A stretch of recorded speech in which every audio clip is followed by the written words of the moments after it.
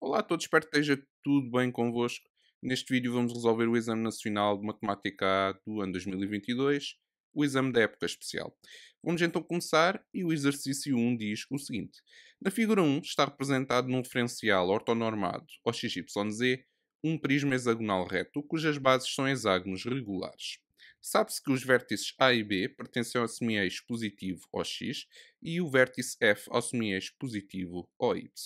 Sabe-se também que o plano BCJ é definido por esta equação e que o centro do prisma, ponto equidistante de todos os seus vértices, é o ponto M com estas coordenadas.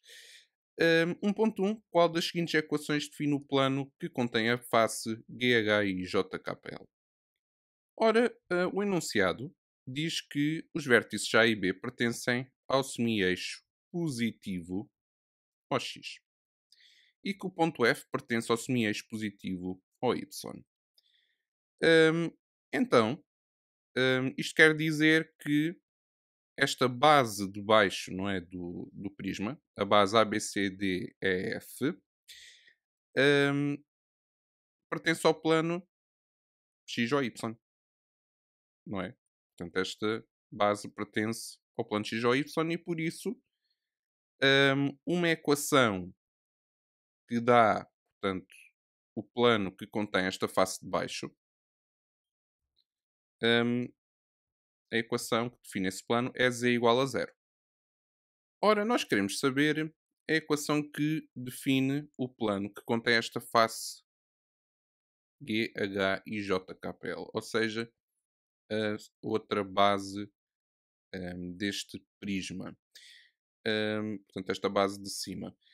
Hum, então, uma vez que este prisma é reto, isto quer dizer que as duas bases do prisma vão ser paralelas entre si. O que significa que hum, uma equação, portanto, uma equação hum, deste plano seria algo do género z igual a k, ok? Portanto, z igual a qualquer coisa. Hum, então isto permite-me já afirmar que não pode ser nem a opção C nem a opção D, ok?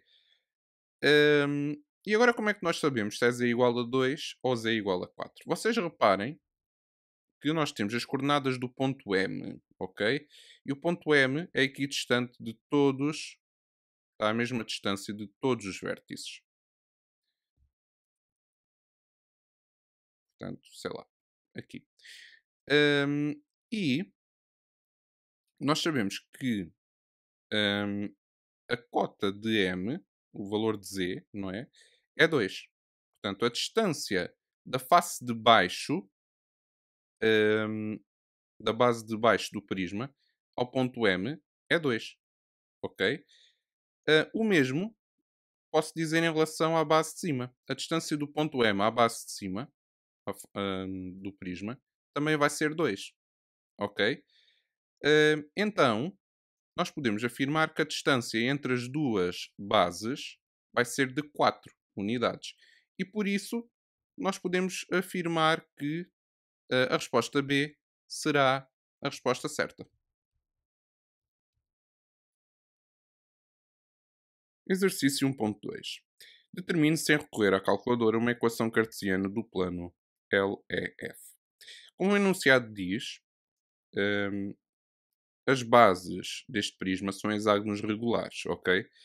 Hum, então isto quererá dizer que as faces, quaisquer duas faces laterais que sejam opostas entre si, vão ser paralelas. Por exemplo, hum, esta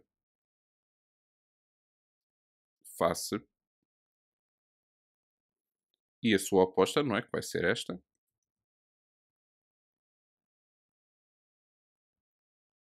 vão ser paralelas, ok? Portanto, quaisquer duas faces laterais opostas vão ser paralelas entre si. Isto quer dizer que o plano BCJ vai ser paralelo ao plano LEF. Pelo que os respectivos vetores normais vão ser colineares, tá bom? Nós temos uma equação do plano BCJ, não é? Hum, e por isso, um vetor normal ao plano BCJ será 3 menos raiz de 3, 0. E por isso, hum, poderemos também afirmar que este vetor também é um vetor normal ao plano LEF, sim? E por isso, hum, podemos já afirmar que o plano LEF pode ser definido pela seguinte equação.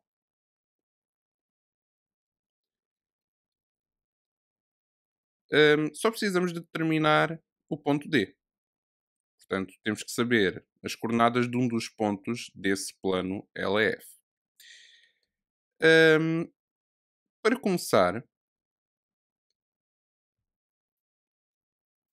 eu vou determinar as coordenadas do ponto B, ok?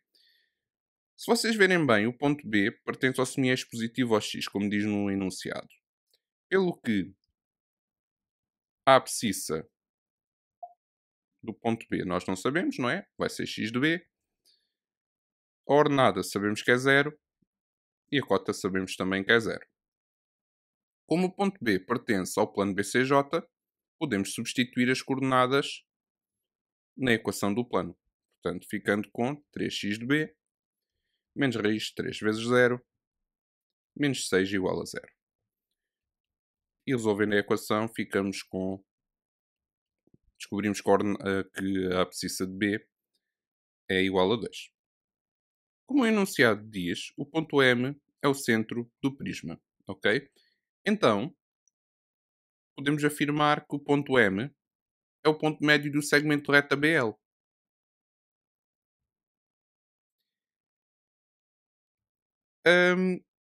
E por isso, hão de reparar que se eu somar ao ponto B o vetor 2 vezes BM,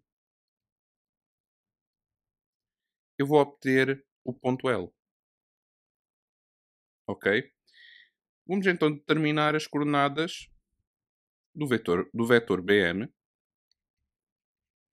Portanto, vai ser as coordenadas de M menos as coordenadas de B. Portanto, 4 terços, 2 raiz de 3 sobre 3, 2. Menos 2, 0, 0. Ou seja, isto vai dar, portanto, 2 é o mesmo que 6 terços, não é? Portanto, 4 terços menos 6 terços vai dar menos 2 terços. 2 raiz de 3 sobre 3, 2. E agora já podemos determinar as coordenadas do ponto L. Então as coordenadas do ponto B são 2, 0, 0. Portanto, mais duas vezes o vetor BM. Portanto, eu vou multiplicar todas as coordenadas do vetor BM por 2.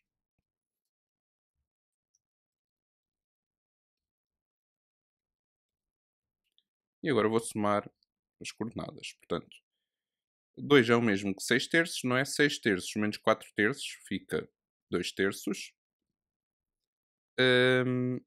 4 raiz de 3 sobre 3, 4. Assim, agora já posso determinar aquele valor de D para ficarmos com a equação do plano LEF. Portanto, 3x menos raiz de 3y mais D igual a 0.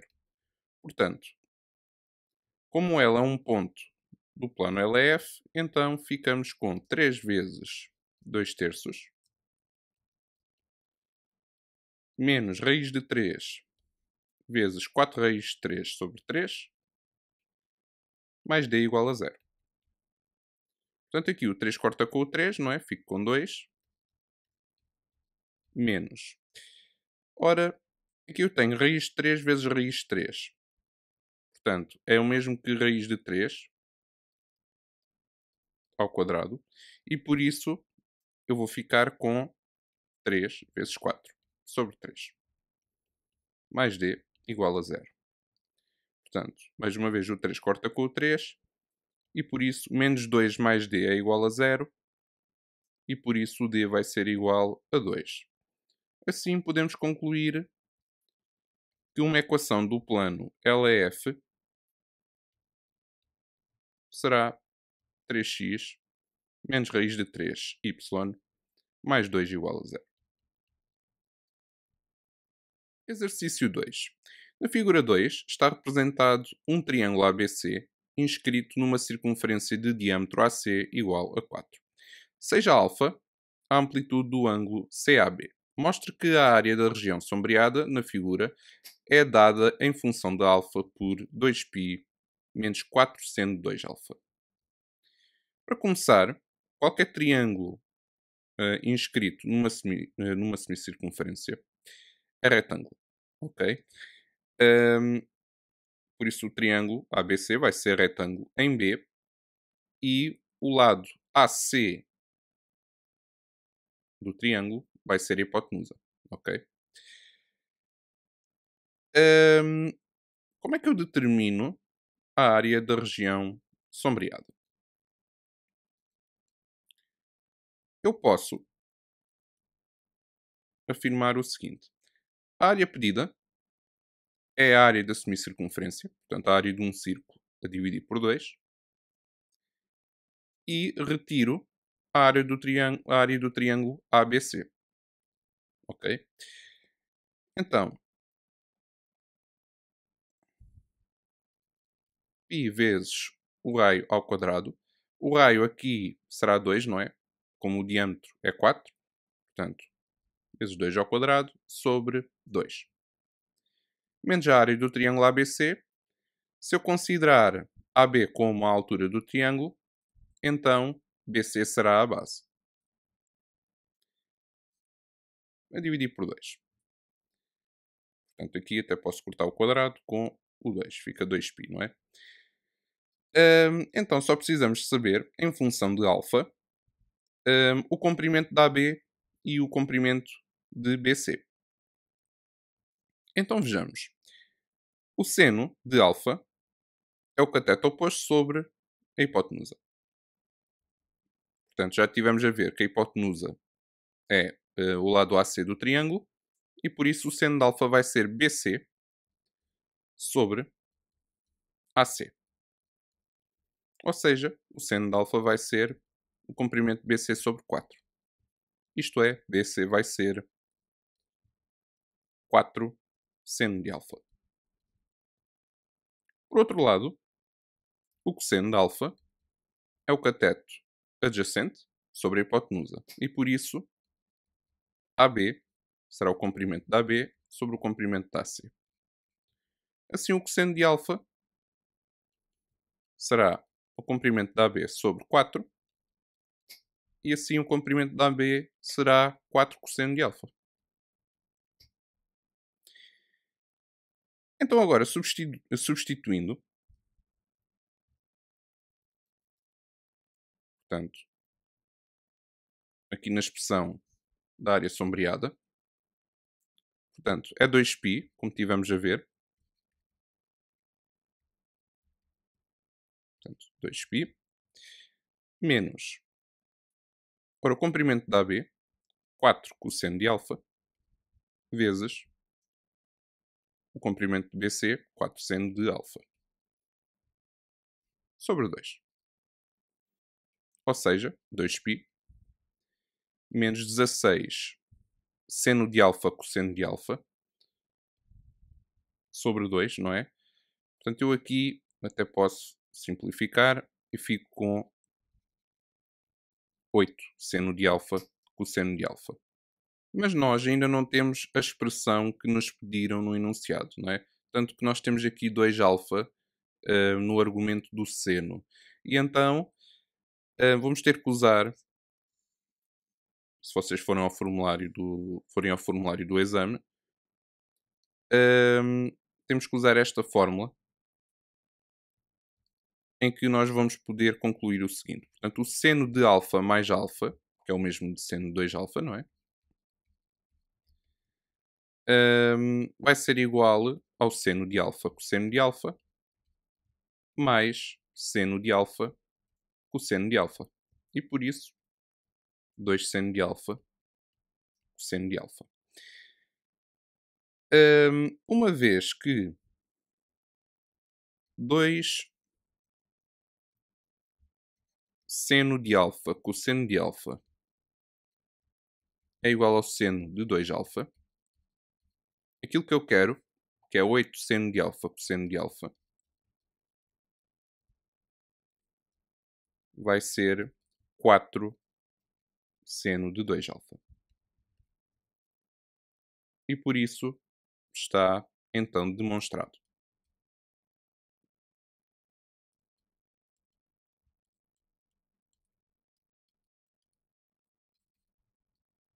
Exercício 3. Considere todos os números naturais de 5 algarismos diferentes que se podem formar com os algarismos de 0 a 5. Destes números, quantos têm o algarismo das unidades igual a 5? Então, nós temos que considerar todos os números naturais com 5 algarismos que podemos formar com os algarismos de 0 a 5. Portanto, eu tenho aqui 6 algarismos que eu posso utilizar. Mas o das unidades, no das unidades temos que ter obrigatoriamente o 5. Portanto, ali para o algarismo das unidades temos mesmo só uma hipótese, o 5. Eu vou começar agora em relação a esta casa. Portanto, a das dezenas de milhar. Então, eu não posso usar o 5, não é? E como se trata de um número natural com 5 algarismos, eu não posso usar o 0 também. Ok? Então, dos 6 algarismos que eu tinha disponíveis, de 0 a 5, eu não posso usar 2 deles. Por isso, restam 4 hipóteses. Para esta segunda casa, eu não posso usar o 5 e não posso usar o outro anterior. Tá bom? Mas posso voltar a usar o 0. Portanto, volto a ter 4 hipóteses também aqui. Depois, eu não posso usar nenhum dos anteriores na terceira casa e o mesmo para a quarta. E por isso, a resposta à questão vai ser 4 vezes 4 vezes 3 vezes 2, e isto vai ser igual a 96, pelo que a resposta certa será a opção D. Exercício 4. Uma empresa tem 60 funcionários. Todos trabalham 5 dias por semana, mas fazem-no em regimes diferentes, como a seguir se descreve. 40% trabalham todos os dias em regime presencial, 25% trabalham todos os dias à distância e os restantes trabalham 2 dias em regime presencial e 3 à distância. Selecionam-se, ao acaso, 4 funcionários dessa empresa. A expressão seguinte permite determinar a probabilidade de serem selecionados no máximo 3 funcionários que trabalham em regime presencial pelo menos 2 dias por semana. Explique esta expressão no contexto descrito. Na sua resposta, enuncie a regra de Laplace, explique o número de casos possíveis e explique o número de casos favoráveis. Então, para nós obtermos a tal expressão, recorremos, portanto, à regra de Laplace, que consiste em nós calcularmos o quociente entre o número de casos favoráveis pelo número de casos possíveis. A empresa tem, portanto, 60 funcionários, não é? E nós queremos escolher, ao acaso, 4 funcionários dessa empresa. Então, o número de casos possíveis vão ser combinações de 60 4 a 4. Agora, antes de calcularmos o número de casos favoráveis, reparem o que diz o enunciado. 40% destes funcionários trabalham todos os dias em regime presencial. 25% trabalham todos os dias à distância e que os restantes trabalham 2 dias em regime presencial e 3 dias à distância.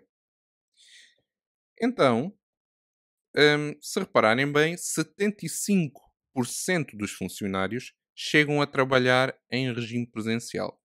Chegam a trabalhar pelo menos 2 dias em regime presencial. Portanto, é só excluir estes 25% que trabalham todos os dias à distância.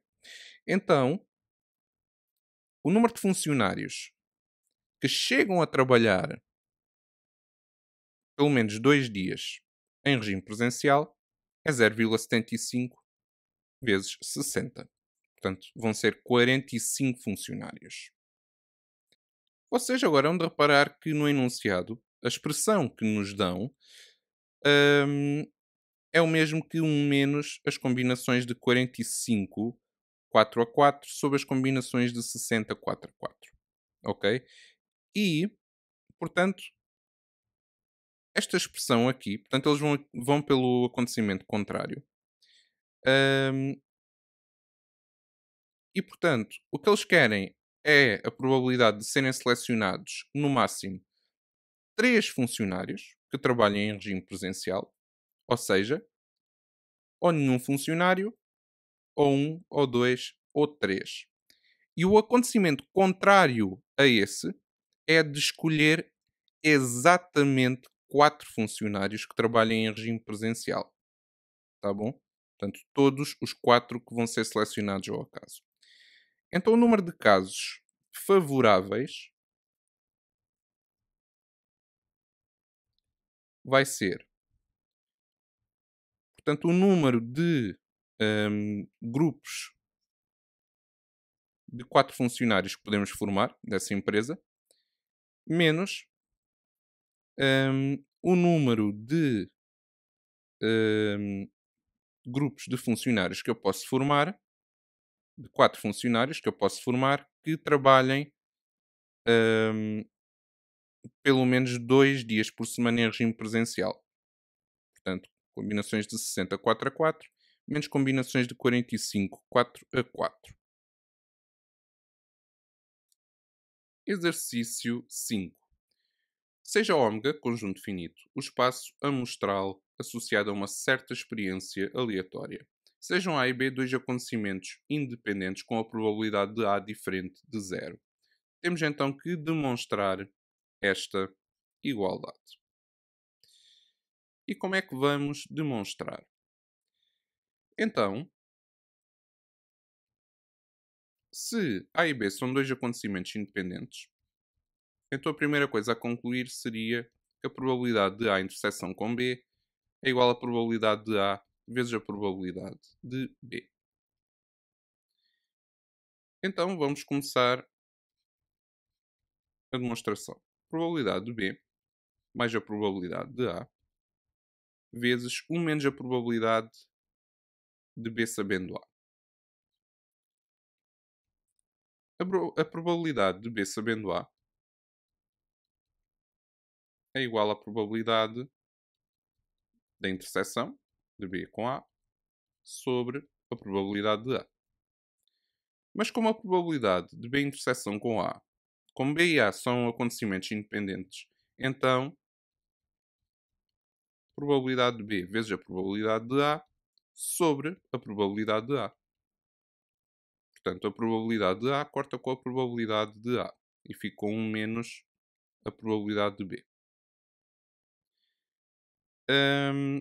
Assim,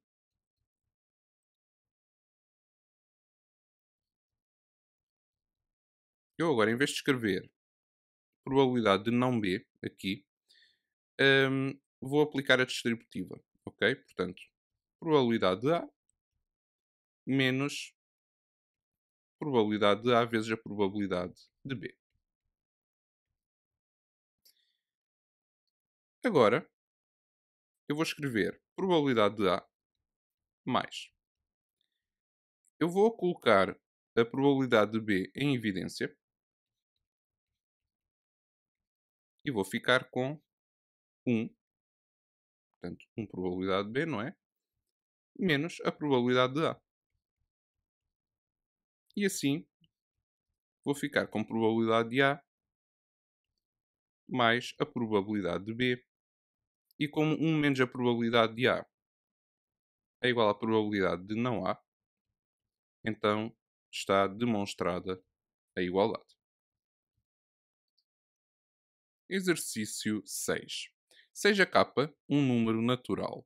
Qual é o limite da sucessão, o índice n, definida por esta expressão? Então, vejamos o seguinte.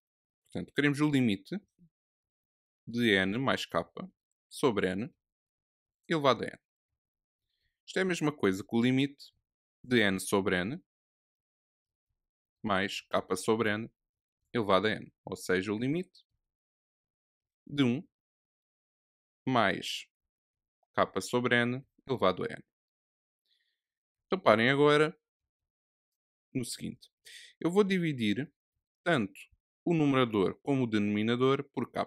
E vou ficar com 1 sobre n sobre k. Ora, para eu não alterar o resultado do limite, portanto tenho aqui n sobre k no expoente, eu tenho que multiplicar por k, não é? Então, eu vou ficar com e elevado a k e assim a resposta certa será a opção C. Exercício 7. De uma progressão aritmética v índice n, sabe-se que o terceiro termo é igual a 1 e que o décimo é igual a 5 quartos do nono. Averigua sem recorrer à calculadora se menos 50 é termo da progressão. Então, dado um termo qualquer, um késimo termo da progressão, o termo geral v índice n pode ser dado através da seguinte expressão, em que este R é a razão da progressão aritmética. Então, eu sei que o décimo termo vai ser igual ao terceiro mais, hum, portanto, 10 menos 3, não é? Vezes a razão. Ou seja, portanto, o terceiro termo que é igual a 1 e por isso vai ser um mais 7R. Para além disto, sabemos também que o nono termo vai ser o terceiro mais 9 menos 3 vezes R. Ou seja, 1 menos, aliás, 1 mais 6R. Então, nós sabemos que o décimo termo é 5 quartos do nono. Então, o décimo termo, em função da razão da progressão aritmética, vai ser 1 mais 7R. Isto vai ser igual a 5 quartos de 1 mais 6R. Então, agora vamos determinar o valor da razão desta progressão. Então, 1 mais 7R é igual a 5 quartos mais 30 quartos de R.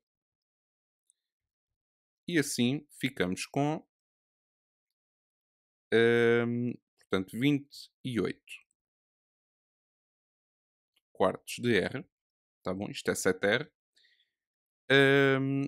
Menos 30 quartos de R igual a 5 quartos menos 4 quartos. Ficamos com menos 2 quartos de R, portanto, menos R sobre 2, igual a 1 quarto. E por isso a razão vai ser igual a menos 1 meio. Então agora eu já posso determinar o termo geral da progressão. Então, o terceiro termo é 1, mais n menos, como é o terceiro termo, não é? Que nós colocamos aqui, n menos 3 vezes o valor da razão, menos 1 meio. E assim vamos obter 1 menos n sobre 2 mais 3 meios. Ou seja, 5 meios menos n sobre 2. Então agora vamos ver se menos 50 é termo da progressão. Ora, então, para isso, nós vamos resolver esta equação, ok? Então, 5 meios menos n sobre 2 é igual a menos 50. Ou seja, 5 menos n vai ser igual a menos 100. Assim, n vai ser igual a 105. Como a solução que nos deu é um número natural, nós podemos afirmar que menos 50 é termo da progressão aritmética. Exercício 8. Em C, conjunto dos números complexos, considere o número complexo Z. Seja P o afixo de Z no plano complexo. Em qual das opções seguintes pode estar representado no plano complexo o ponto P? Então, o número complexo Z é igual a E vezes E elevado a I vezes G. Ou seja, o módulo de Z vai ser igual a E. Se vocês repararem, nós temos nas 4 opções que temos disponíveis, hum, nas opções A e B temos circunferências de centro na origem e de raio e nas opções C e D temos circunferências de centro na origem e raio 1. Uma vez que o módulo de Z é igual a E, então o afixo de Z pertence à circunferência de centro na origem e raio certo? Então, nós podemos excluir as opções C e D. Nós também sabemos que o argumento de Z é igual a E. E o valor de E é aproximadamente 2,7. Assim, o argumento de Z vai estar compreendido entre π sobre 2 e π. Pelo que será um ângulo do segundo quadrante. Ok? Então, a opção correta será a opção A. Exercício 9. Em C, conjunto dos números complexos, considere os números complexos Z1 e Z2. Determine, sem recorrer à calculadora, o valor de θ tal que Z1 vezes Z2 é igual a 3 mais 2i. Então, para começar, eu tenho aqui no número complexo, no complexo Z1, eu tenho I à sétima. O que é igual este I à sétima? Ora, I à sétima é o mesmo que I à sexta vezes I, certo? I à sexta vai ser I ao quadrado ao cubo, vezes I. Como I ao quadrado é menos 1, portanto, menos 1 ao cubo, vezes I. E por isso menos 1 ao cubo, que é menos 1, vai fazer com que I à sétima seja menos I. Então vamos lá simplificar o complexo Z1. Então nós temos 1 mais I ao quadrado, vezes 2 mais I à sétima. Então, isto vai ser igual a 1 ao quadrado, não é? Mais 2i mais i ao quadrado. Vezes 2 mais i mais, aliás, menos i. Portanto, i à sétima é menos i. Portanto, como i ao quadrado é menos 1, portanto, o 1 vai cortar com o i ao quadrado. Não é? Portanto, vamos ficar com 2i, tudo vezes 2 mais i. Menos i. Então, vamos ficar com 4i mais 2i ao quadrado. Menos i. E assim ficamos com menos 2 mais 3i. Agora, o enunciado diz que Z1 vezes Z2 é igual a 3 mais 2i.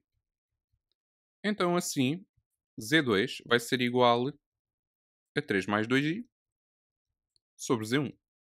Isto é, 3 mais 2i sobre menos 2 mais 3i. Como eu agora tenho aqui menos 2 mais 3i no denominador, eu vou multiplicar tanto o numerador como o denominador pelo conjugado de menos 2 mais 3i. E por isso, vou multiplicar tanto o numerador como o denominador por menos 2 menos 3i.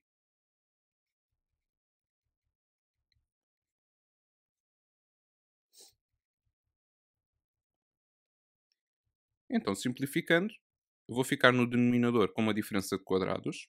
Portanto, menos 2 ao quadrado, menos 3i ao quadrado. Tá bom? Atenção que aqui não é só o i que está ao quadrado. É o 3 também. Então, aplicando aqui a distributiva no numerador, vou ficar com menos 6. Portanto, 3 vezes menos 3i, menos 9i. 2i vezes menos 2, menos 4i. 2i vezes menos 3i, menos 6i ao quadrado. Assim, eu aqui no denominador vou ficar com 4 menos 9i ao quadrado, não é? Que é o mesmo que 13. Portanto, vou ficar com qualquer coisa sobre 13. Aqui, eu tenho menos 6 e depois menos 6i ao quadrado é 6. Então, eu posso cortar aqui e fico com menos 3i sobre 13, o que me vai dar menos i. Agora vejamos. Z2 é igual a seno de θ mais i cosseno de θ. E nós tivemos a ver que na forma algébrica Z2 é igual a menos i. Tá bom? Então, Z2, portanto, a parte real de Z2 vai ser seno de θ. Ok? E, para além disto, a parte imaginária de Z2 será cosseno de θ. E nós sabemos que a parte real de Z2 é zero. E que a parte imaginária de Z2 que é menos 1. Então, seno de θ tem de ser zero e cosseno de θ tem de ser menos 1. Atenção que eles diziam no enunciado que o θ tem de pertencer ao intervalo de 0 a 2π. Ok? E por isso, se nós pensarmos no círculo trigonométrico, para que ângulo θ é que o seno é zero e o cosseno é menos 1? É para quando o θ é igual a π. E assim está resolvido o exercício. Exercício 10. Seja f a função de domínio R definida por ramos deste modo. Averigue, sem recorrer à calculadora, se a função f é contínua em x igual a zero. Então a função f é contínua em x igual a zero se o valor de f de zero for igual ao limite de quando x tende para zero de 3x sobre a elevado a 5x menos 1. E por isso este limite terá que ser igual a 3 quintos. Se for igual a 3 quintos, então será contínuo em x igual a zero. Vejamos então. O limite, quando x tende para zero, de 3x sobre a elevado a 5x menos 1. E a primeira coisa que eu vou fazer aqui é dividir tanto o numerador como o denominador por 3x. Tá bom? E então ficamos com o limite de quando x tende para zero de 1 sobre a elevado a 5x menos 1 sobre 3x. Isto será igual, e agora eu até vou deixar da seguinte maneira, portanto 1 sobre o limite, quando x tende para zero. Reparem que isto faz lembrar um limite notável, ok? O limite quando x tende para zero de a elevado a x menos 1 sobre x. Mas como eu aqui tenho 5x e aqui tenho 3x, então vou fazer o seguinte. Portanto, a elevado a 5x menos 1 e, de modo a não alterar o valor do limite, eu multiplico por 3 quintos. Portanto, que reparem que aqui o 5 corta com o 5 e eu posso voltar aqui ao 3x, como tinha antes. Então, agora vou fazer uma mudança de variável, em que o y vai ser 5x. Como o x tende para zero, então o y vai tender para zero. Basta substituírem aqui o x por zero e o y vai dar zero também. Assim, fico com 1 sobre o limite, quando o y tende para zero, de a elevado a y menos 1 sobre 3 quintos de y. Assim, eu posso fazer com que o 3 quintos passe para trás do limite. E não se esqueçam que o 3 quintos está no denominador, tá bom? Por isso, vai ficar 5 terços do limite de quando o y tende para zero, de a elevado a y menos 1 sobre y. Este limite é 1, como tivemos a ver, e por isso 1 sobre 5 terços, que é como quem diz 3 quintos. Deste modo, podemos concluir que f é contínua em x igual a zero.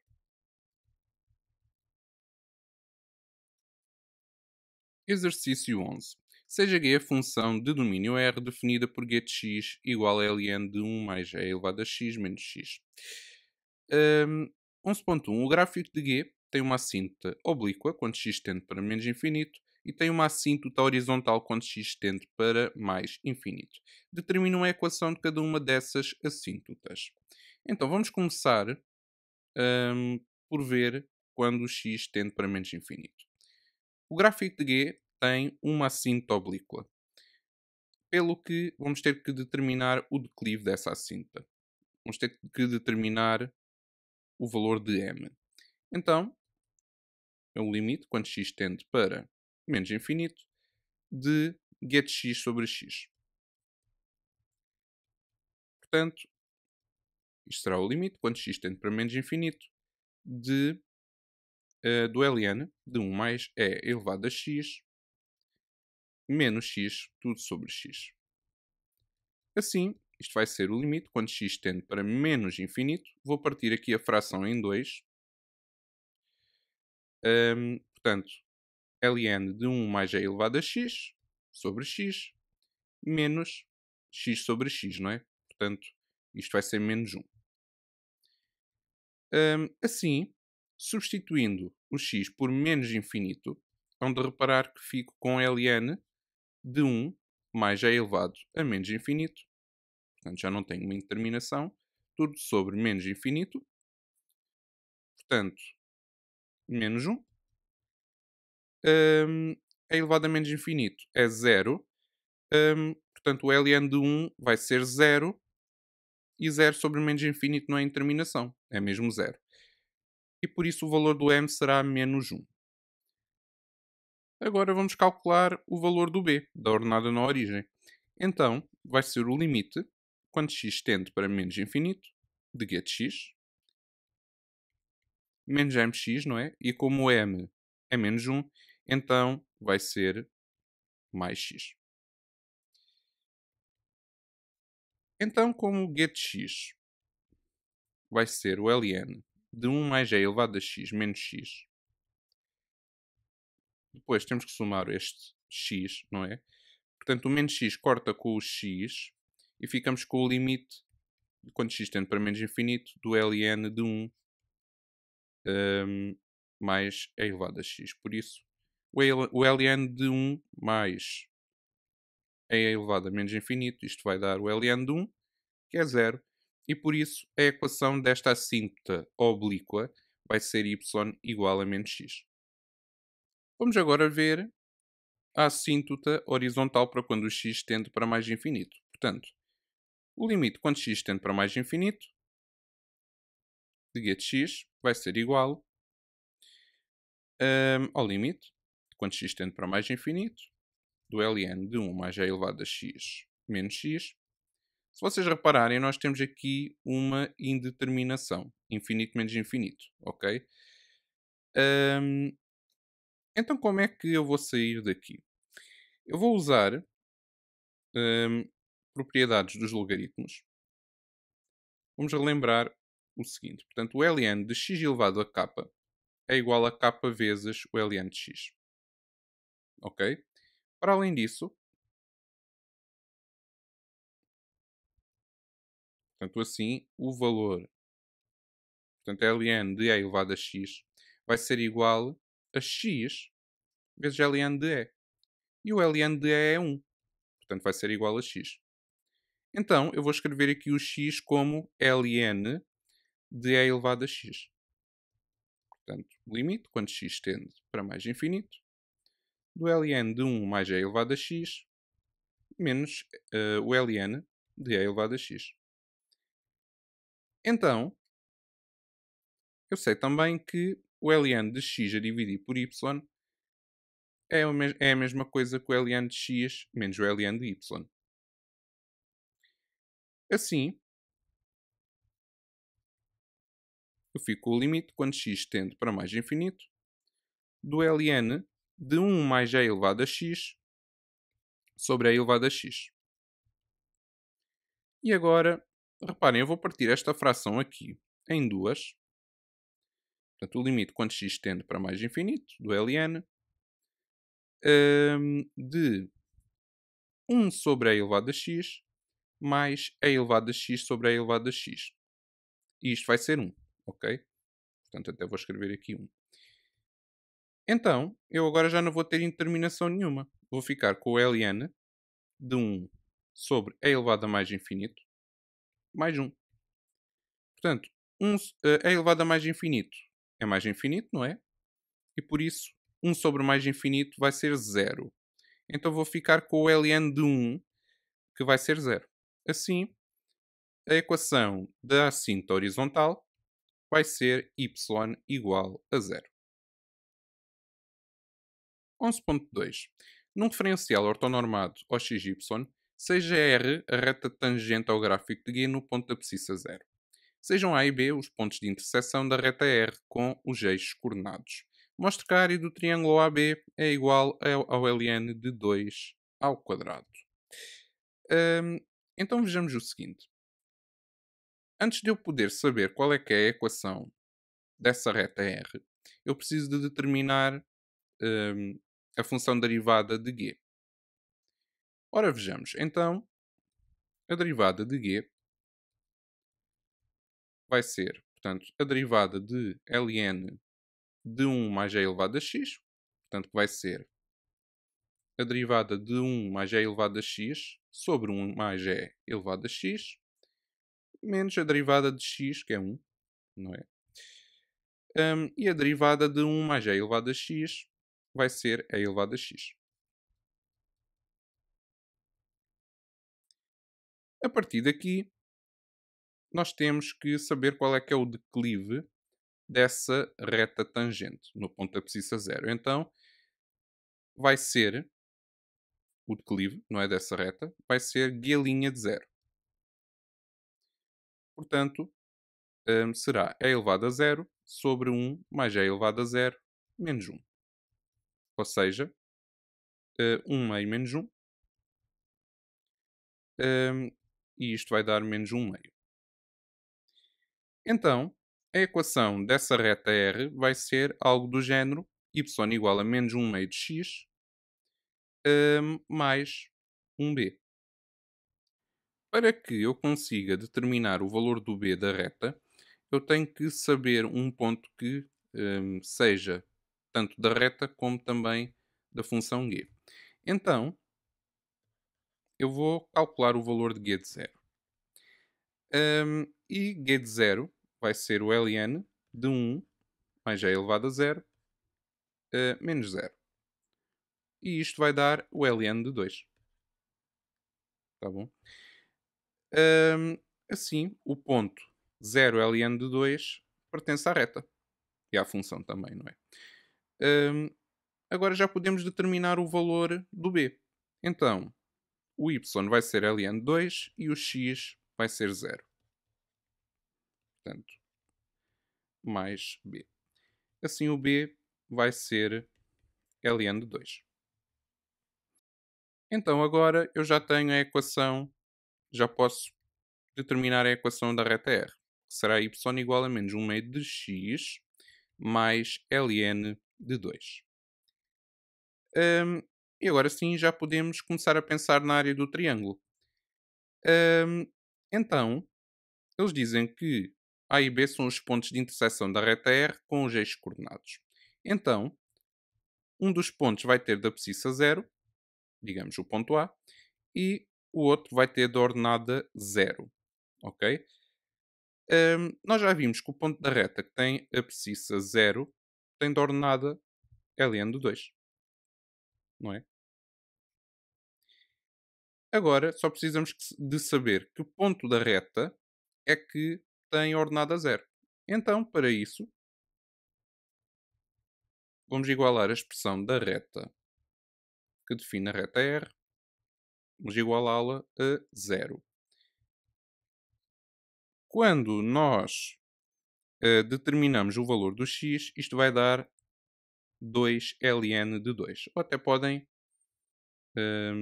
escrever ln de 4 também. Então, a abscissa de B vai dar 2 ln de 2. E agora, para ajudar a perceber a que é que será igual a área do triângulo, eu decidi desenhar o referencial com a reta R. E, portanto, o ponto A é o ponto de coordenadas 0 ln de 2. Portanto, este é o ponto aqui, ln de 2. E o ponto B é o que tem a ordenada 0. Portanto, este valor aqui, a abscissa vai ser 2 ln de 2. Então, o triângulo, a área do triângulo OAB vai ser igual à base, portanto, o comprimento de OB vezes o comprimento de OA, a altura, sobre 2. O comprimento de OB vai ser 2 ln de 2. E o comprimento de OA vai ser ln de 2 sobre 2. Então este 2 corta com este 2 e então ficamos com ln de 2 ao quadrado. Exercício 12. Na figura 3 estão representadas num referencial ortonormado ao xy, parte do gráfico de uma função h e uma reta s. Sabe-se que a função h, de domínio R, é definida por h de x igual a x ao quadrado, que a reta s tem declive positivo m e que interseta o gráfico da função h nos pontos A e B. Sabe-se também que o ponto A tem de coordenadas menos 1, 1. Então vejamos o seguinte. Digamos que eu tenho um ponto C, ok? De coordenadas 0, B. Em que o B, o valor de B, é o valor da ordenada na origem. Então, vocês estão de acordo que os pontos A e C pertencem à reta, não é? Então, o declive dessa reta S, o declive M da reta S, vai ser igual ao quê? A ordenada de C menos a ordenada de A sobre a abscissa, aliás, de C menos a abscissa de A. Então, a ordenada de C vai ser B, não é? A ordenada na origem, menos a ordenada de A. No enunciado diz que a ordenada do ponto A é 1, sobre x de C, portanto a abscissa do ponto C que é 0, menos a abscissa do ponto A que é menos 1. Então, o valor do declive vai ser B menos 1. Reparem que eles estão a pedir no enunciado o valor da ordenada na origem, mas em função do valor m, ok? Então, eu sei que m é b menos 1 e por isso b vai ser igual a m mais 1. E por isso a resposta certa é a opção A. 12.2. Sabe-se que as coordenadas do ponto B são da forma m mais 1, m mais 1 ao quadrado. Considere o ponto C, projeção ortogonal do ponto B sobre o eixo OY. Determine, recorrendo às capacidades gráficas da calculadora, o valor de m para o qual a área do triângulo ABC é igual a 4, sabendo-se que existe e é único. Apresente o valor de m arredondado às centésimas. Eu agora vou, para começar, vou aproveitar a figura 3 do enunciado do exame para representar o ponto C. Portanto, vou aqui aproveitar este referencial. Portanto, a projeção ortogonal do ponto B sobre o eixo OY é este ponto. Portanto, está representado sobre o eixo OY e tem a mesma ordenada do ponto B. Ok? Então, que triângulo é este? Portanto, A, B, C. E nós queremos saber para que valor de M é que a área deste triângulo é 4. Então, a área do triângulo ABC é igual ao quê? Vai ser igual, portanto, à abscissa de B, tá bom? Portanto, o valor, portanto, o comprimento da base vai ser a abscissa de B vezes, portanto, a altura, que vai ser o comprimento de AC. O comprimento da AC vai ser, portanto, a abscissa, aliás, a ordenada, do ponto B, tá bom? Portanto, o ponto C tem a mesma ordenada do ponto B, menos a ordenada do ponto A, a dividir por 2. Eu sei que a abscissa do ponto B é igual a m mais 1. E sei também que a ordenada do ponto B é m mais 1 ao quadrado hum, menos 1, que é a ordenada do ponto A. Tudo isto a dividir por 2. Então, eu quero saber para que valor de m é que esta expressão toma o valor 4. Então, trata-se de resolver esta equação.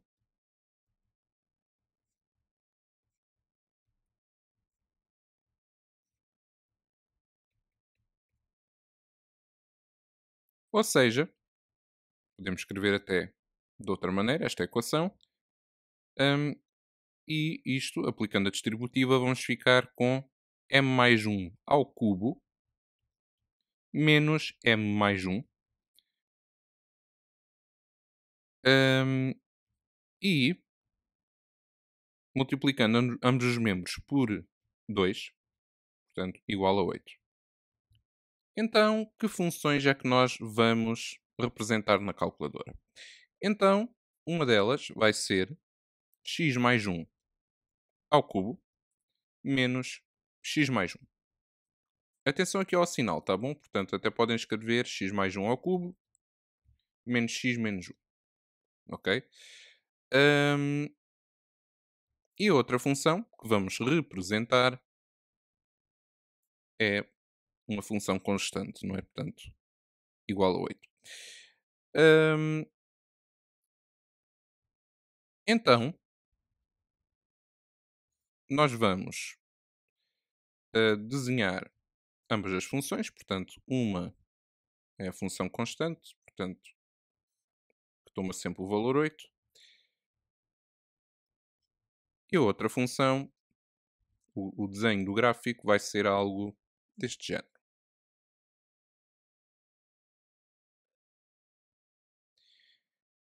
Hum, e, como foi pedido hum, no enunciado, a abscissa do ponto de interseção vai ser arredondada às centésimas, 1,17. E por isso, o valor arredondado às centésimas de m, para o qual a área do triângulo é igual a 4, vai ser 1,17.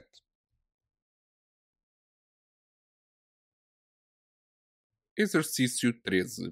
Seja G uma função de domínio R+, cuja derivada de domínio R+, é definida por esta expressão.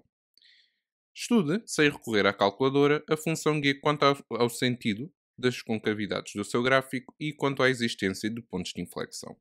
Na sua resposta, apresente os intervalos em que o gráfico de G tem concavidade voltada para baixo, contém concavidade voltada para cima e a abscissa ou abscissas dos pontos de inflexão do gráfico de G. Então, para isso, nós temos que determinar a expressão da função segunda derivada de G. Então, usando a derivada do quociente de duas funções, portanto, u sobre v, portanto, isto vai ser igual, a derivada do sobre v é a derivada de u vezes v, menos u vezes a derivada de v sobre v ao quadrado.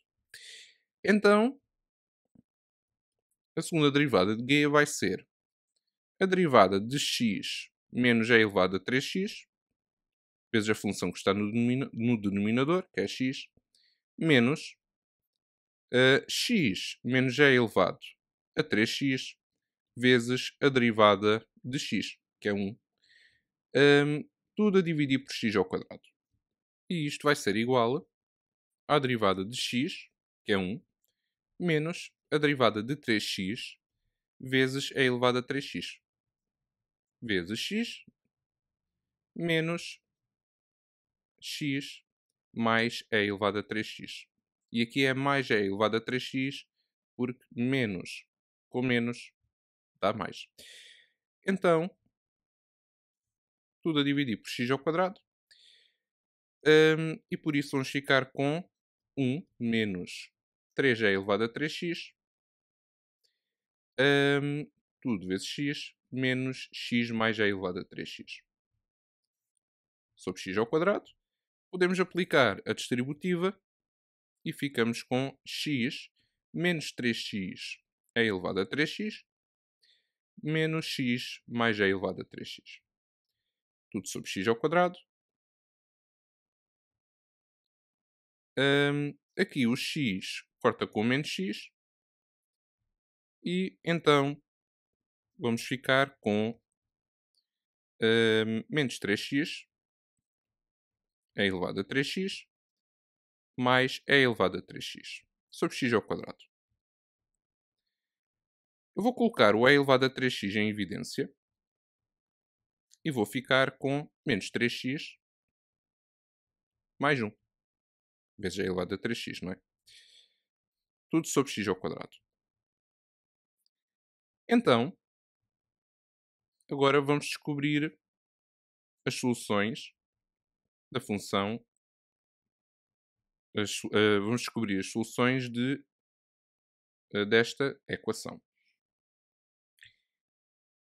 E então ficamos com e elevado a 3x vezes menos 3 mais 1, tudo sobre x ao quadrado, igual a 0. E por isso ficamos com e elevado a 3x igual a 0 ou menos 3x mais 1 igual a 0. Para além disto, vamos ter ainda que x ao quadrado vai ter que ser diferente de 0. Uma vez que o domínio é R+, então isto é uma condição que acontece sempre em R+. A elevado a 3x, a elevado a 3x igual a 0, não tem, é uma equação impossível, não é? E por isso não consigo vir buscar aqui nenhuma solução. No entanto, se menos 3x mais 1 é 0, então x vai ser igual a 1/3.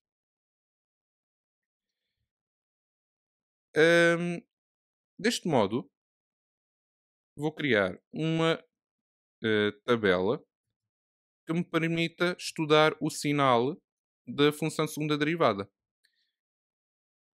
Ora, nós sabemos que aquela equação que acabamos de resolver tinha como solução 1/3. Outro ponto, outra abscissa relevante aqui poderia ser o 0. Nós vamos escrever aqui em como a função segunda derivada não está definida no ponto 0. o mesmo para a função g. Ahm, Nós vamos colocar também aqui nestes passos a função é elevado a 3x, menos 3x mais 1 e x ao quadrado. Atenção que estas três funções por acaso até são definidas no ponto da abscissa zero, mas nós aqui não nos interessa estudar o ponto da abscissa zero, porque, mais uma vez, o ponto zero não faz parte do domínio de G. Então, a função é elevada a 3x, é sempre positiva, não é? Hum, e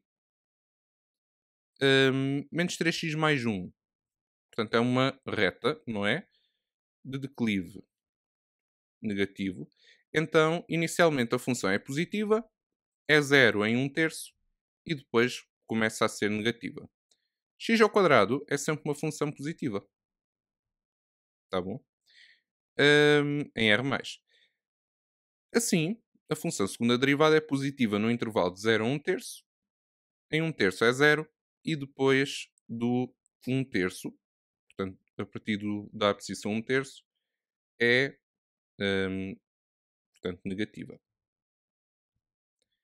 Assim, podemos concluir que a concavidade da função g está voltada para cima, entre 0 e 1/3, e voltada para baixo de 1/3 a mais infinito. Como a função muda de concavidade para x igual a 1/3, temos um ponto de inflexão para x igual a 1/3. A função tem concavidade voltada para cima, como disse, no intervalo de 0 a 1/3. E aqui tenho mesmo que deixar aberto no zero, porque não faz parte do domínio da função, não é? Hum, a 1/3. E depois concavidade voltada para baixo no intervalo de 1/3 a mais infinito. Exercício 14. Determina, sem recorrer à calculadora, o conjunto dos números reais que são solução desta equação. Antes de começarmos a resolver mesmo a equação, vamos ver qual é que é o domínio desta condição. Ou seja, vamos descobrir que valores é que podem ser soluções desta equação. Hum, e nós sabemos que, portanto, o domínio desta condição são todos os valores reais, tais que 9x mais 1 é positivo e 6x é positivo. Assim, temos que garantir que x vai ser maior que menos 1 nono e x maior que zero. Ou seja, simplesmente que x maior que zero, não é? Ou seja, é de zero a mais infinito. Agora sim podemos começar a resolver a equação. Então, temos 1 meio do logaritmo, base 2, de 9x mais 1. Isto é igual ao logaritmo base 2 de 6x. Eu vou multiplicar ambos os membros por 2, ficando com logaritmo de base 2 de 9x mais 1 igual a 2 vezes o logaritmo de base 2 de 6x. Através de uma das propriedades do logaritmo, portanto, esta, nós podemos concluir que o logaritmo de base 2 de 9x mais 1 é igual ao logaritmo de base 2 de 6x ao quadrado. E atenção que o que está ao quadrado não é só o x, é o 6x, ok? Assim, podemos igualar o 9x mais 1. Temos logaritmo igual a logaritmo, não é? Então ficamos com 9x mais 1 igual a 6x, tudo ao quadrado, que é o mesmo que 36x ao quadrado. Ficamos assim com uma equação do terceiro grau para resolver. Menos 36x ao quadrado mais 9x mais 1 igual a zero. Usando a fórmula resolvente, portanto, o x vai ser igual a menos 9 mais ou menos a raiz quadrada de 81. Portanto, 9 ao quadrado, vá. Hum, Menos 4 vezes menos 36 vezes 1. Tudo sobre 2 vezes menos 36.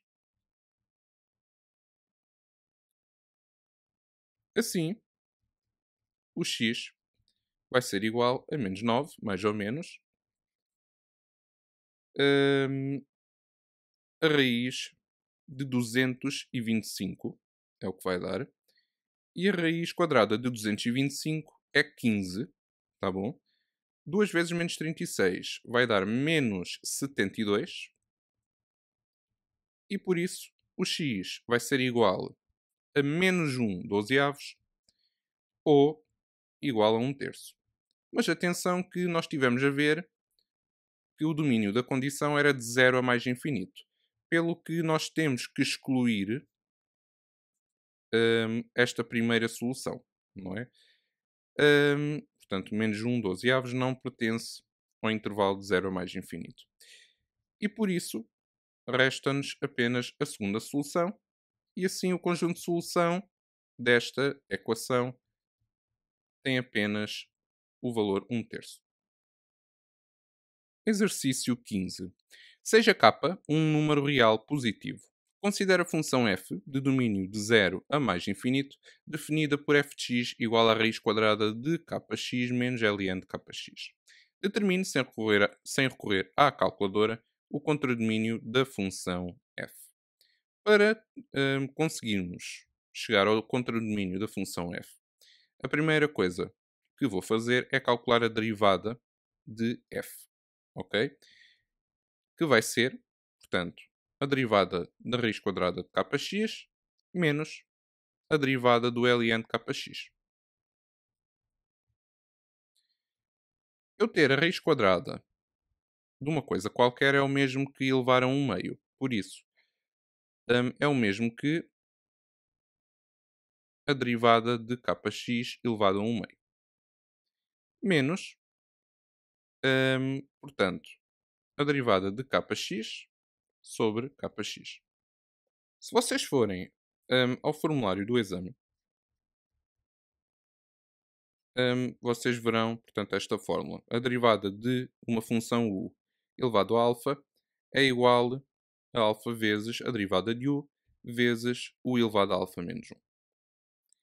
Aqui neste caso, o alfa é igual a um meio, ok? Então, nós vamos ficar com um meio vezes a derivada de kx, que é k, vezes kx elevado a alfa menos um. Portanto, a um meio menos um, e isso é menos um meio. Menos, ora, a derivada de kx é k sobre kx. Isto, escrevendo agora de outra maneira, é o mesmo que k sobre 2 raiz de kx hum, menos k sobre kx.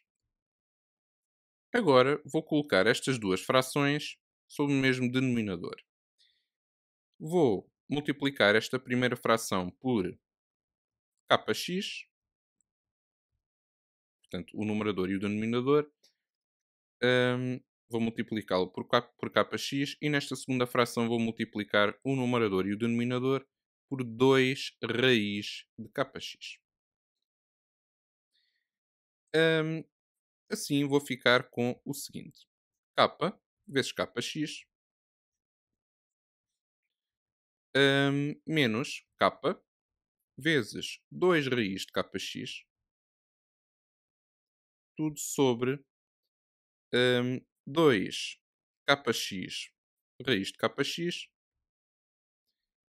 hum, e, portanto, se eu colocar o numerador, no numerador o k em evidência, eu vou ficar com k vezes kx menos 2 raiz de kx. Isto permite-me cortar o k que está no numerador com o que está no denominador. Portanto, cortamos estes dois k's. Então, agora que já temos a expressão da função derivada, vamos resolver a equação f' de x igual a zero. Assim, vamos ficar com o seguinte: kx menos 2 raiz de kx, tudo sobre 2x raiz de kx é igual a zero. Portanto, se o numerador for igual a zero e o que está no denominador diferente de zero. Uma vez que hum, este produto só é igual a zero se hum, o x, portanto, se 2x fosse igual a zero ou se a raiz de kx fosse igual a zero. E para isso, o x teria que ser igual a zero, não é? E a função tem de domínio de zero a mais infinito. Portanto, isto é uma condição que acontece sempre, é uma condição universal, ok? Hum, assim, podemos deixar kx igual a 2 raiz de kx e então ficamos com kx ao quadrado de um dos lados da equação e no outro ficamos com 2 raiz de kx também ao quadrado. Assim, ficamos com kx ao quadrado e isto é igual a 4, portanto 2 ao quadrado vezes a raiz quadrada de kx ao quadrado, que é kx. Hum, e isto,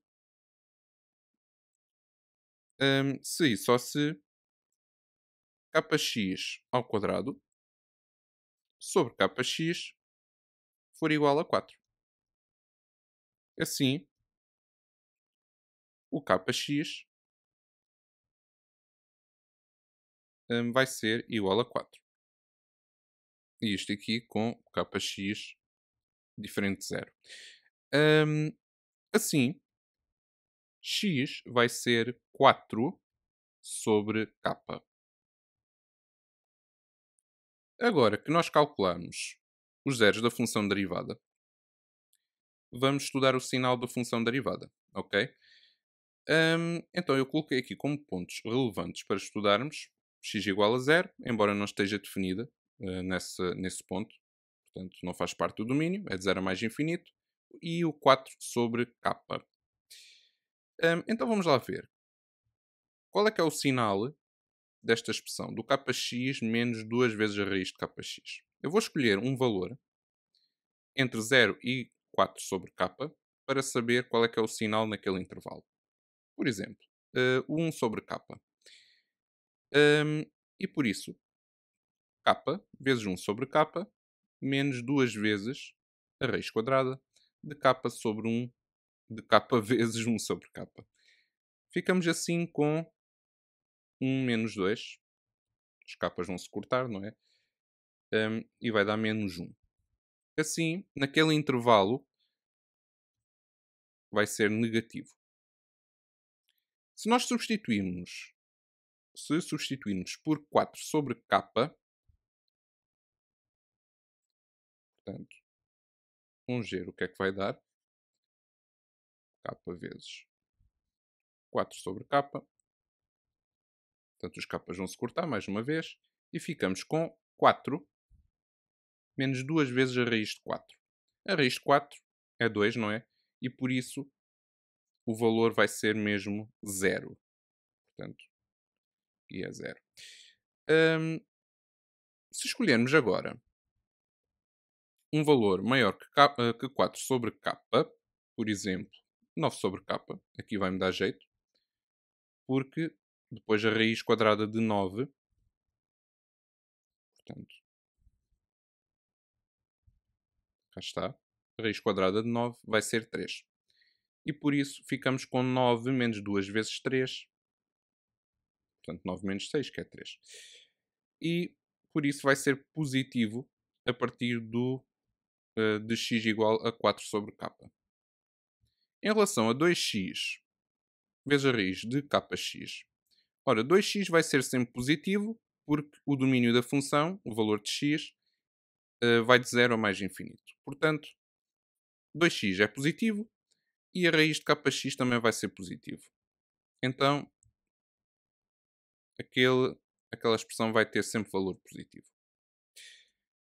Então, portanto, a função derivada vai ser negativa, de 0 a 4 sobre k, vai ser 0 em 4 sobre k e vai ser positiva de 4 sobre k mais infinito. Ok? Assim, a função f será decrescente entre 0 e 4 sobre k, terá um mínimo para x igual a 4 sobre k e vai ser crescente de 4 sobre k mais infinito. Então, portanto, podemos afirmar que tem um mínimo absoluto, não é? Quando o x é igual a 4 sobre k. E que valor vai ser esse?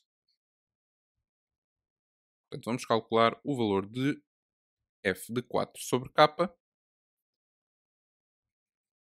Portanto, vai ser a raiz quadrada de k vezes 4 sobre k menos o ln de k, sim, vezes 4 sobre k.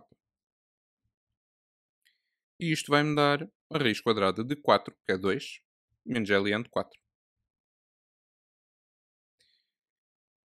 Agora, o que é que eu posso ainda verificar? Eu posso verificar que o limite, vamos reparar que o limite de quando x tende para 0 mais da função f de x, portanto, da raiz de kx, menos ln de kx, vai ser o quê? É substituir o x por 0 mais. E, portanto, isto vai-me dar raiz de k vezes 0 mais, portanto, isto vai ser 0, menos o ln de 0 mais. Portanto, k vezes 0 mais dá mesmo 0. E isto vai-me dar mais infinito, tá bom? Portanto, o ln de 0 mais é menos infinito, menos com menos dá menos, portanto, mais infinito. Como assim é, podemos concluir que o contradomínio de f vai ser de 2 menos ln de 4 a mais infinito. É tudo, pessoal. Espero que tenham gostado. Não se esqueçam de deixar o vosso like e de subscreverem o canal. Grande abraço e até ao próximo vídeo.